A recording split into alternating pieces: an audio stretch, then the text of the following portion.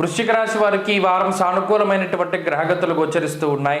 పంచమ స్థానంలో శుక్రబుధులు యోగిస్తూ ఉన్నారు. చంద్రబలం ఉన్నది, గురుబలం ఉన్నది.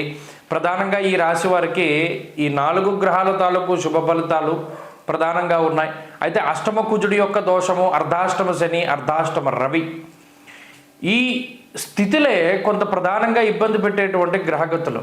ప్రత్యేకించి అర్ధాష్టమ శని రవుల యొక్క స్థితి అంటే ఇంట్లో ఎక్కువగా ఉండనివ్వదు. మనం ఎంతసేపు ఇంట్లో కూర్చుంటాం, పని లేకుండా ఇంట్లో ఏం కూర్చుంటాం, పోనీ ఇదేదో బయటికి వెళ్దాం, లేదా ఇంకో ట్రిప్కి వెళ్దాం, లేదా విహారయాత్రలకు వెళ్దాం, లేదా స్నేహితుల ఇంటికి వెళ్దాం, ఇలా మనసు పరిపరి విధాలుగా పోతుంది. నిజానికి ఏదైనా ముఖ్యమైనటువంటి పనుల మీద చాలా దూరం ట్రావెల్ చేస్తూ ఉంటారు. కానీ ఈ రాశివారు పని పాట లేకపోయినా సరే దూర ప్రాంతం వెళ్తూ ఉంటారు. ఉత్తినే సరదాగా నేను వెళ్తున్నాను, నాతో పాటు ఎవరైనా వస్తారా అనేటువంటి మాట చాలా ఎక్కువగా వినబడుతూ ఉంటుంది. నిజానికి వెళ్ళే ప్రయాణం వల్ల రూపాయి ఉపయోగం ఉండదు, సరిగ్గా ఎక్కువ ఖర్చు అనేటువంటిది ఉంటుంది. అయినప్పటికీ వీరు తిరగడానికి ఎక్కువ ఇష్టపడుతూ ఉంటారు, ఇంట్లో ఉండడానికి కాదు. అలాగే వృత్తి ఉద్యోగాల పరంగా ఎక్కువగా కష్టపడవలసినటువంటి పరిస్థితులు ఉన్నాయి. ఉద్యోగంలో ఎక్కువ సమయాన్ని వెచ్చిస్తారు, వ్యాపారంలో ఎక్కువ సమయాన్ని వెచ్చిస్తారు. మీకుండేటువంటి వృత్తి వ్యాపారాదుల్లో అలాగే మీరు ఏదైతే పని చేసి జీవనాన్ని సాగిస్తున్నారో దానిలో ఎక్కువ భాగం ఒక రోజులో 24 గంటలుంటే దాదాపుగా 14 గంటల పాటు అదే పనిలో నిమగ్నమై ఉంటారు. అనగా దీనివల్ల చెప్పొచ్చేది ఏంటి, కుటుంబ సభ్యులతోటి కాలక్షేపం చేసేటువంటి పరిస్థితులు ఉండవు.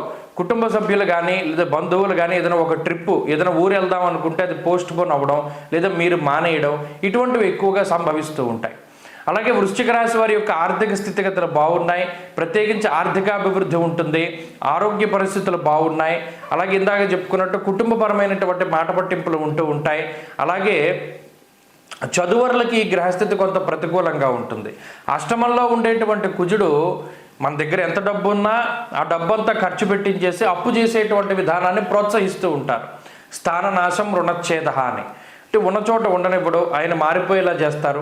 అలాగే రుణచ్ఛేద ఎక్కువ రుణాన్ని పొందేటువంటి పరిస్థితులు ఉంటాయి. కాబట్టి ఈ విషయాన్ని దృష్టిలో పెట్టుకోవాలి.